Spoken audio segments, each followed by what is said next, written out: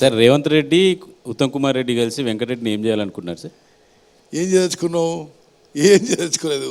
మేము అందరం మంచి friends, we are colleagues, we are working together. మీరు రేవంత్ రెడ్డి క్యాబినెట్లో సంతృప్తిగా ఉన్నారా సార్ మంత్రిగా? సంతృప్తిగా ఉన్నాను. ఓకే. అంటే నేను ఏ రోల్లో ఉన్నా అంటే నేను చిన్నప్పుడే సైన్యంలో చేరిన వ్యక్తిగా నేనేం గొప్పగా చెప్పుకుంటలేను, కానీ ఏ రోల్లో ఉన్నా ఆ రోల్కి న్యాయం చేయాలని చెప్పి నాకు ఎంత శక్తి ఉంటే అంత శక్తితో కష్టపడే వ్యక్తిని.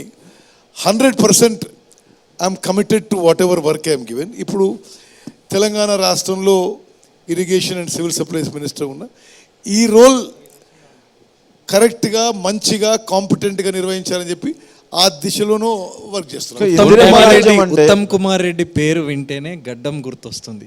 ఎందుకు సార్ ఇప్పటి వరకు మీరు గడ్డం తీయలేదు? అంటే అలవాటు అయిపోయింది. అంటే కాంగ్రెస్ అధికారంలోకి వస్తే నేను గడ్డం తీస్తానని చెప్పారు మీరు. అవును, కరెక్ట్, కానీ ఇక అది అలవాటు అయిపోయి ఇక కంఫర్టబుల్ ఇక తీయరు. ఇక దాని గురించి ఆలోచన చేద్దాం ముందు.